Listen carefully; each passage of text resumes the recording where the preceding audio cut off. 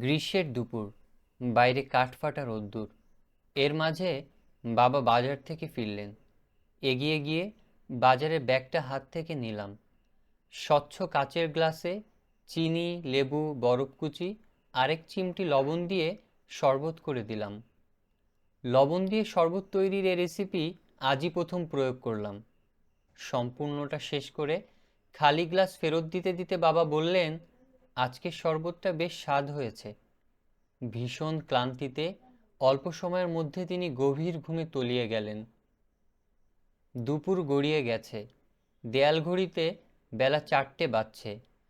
বাবার ঘরে গিয়ে দেখি মাত্রই তিনি ঘুম থেকে উঠলেন। আড়মোড়া ভেঙে বসে জানালার দিকে চেয়ে ছোট্ট শিশুর মতো দুহাত দিয়ে চোখ কচলাতে লাগলেন। দেখে ভারী মায়া হলো।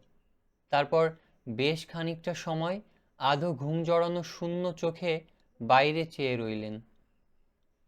বাবার শোবার ঘরের জানালার ওপাশে বেশ লম্বা বাঁশের ঝাড় আর কয়েকটা উঁচু দেবদারু গাছ। হেলে পড়া একটা বাঁশে ফিঙে পাখি এসে বসেছে। তার ঘন কালো রঙের পালকে শেষ বিকেলের রোদ পড়ে চকচক করছে। সে দৃশ্যের পানে উদাস চোখে চেয়ে আমি ভাবছি, ধীরে ধীরে বাবা আবার শিশু হয়ে উঠছেন, আর দায়িত্ব কর্তব্যের ভিড়ে দিনে দিনে আমি বাবা হয়ে উঠছি।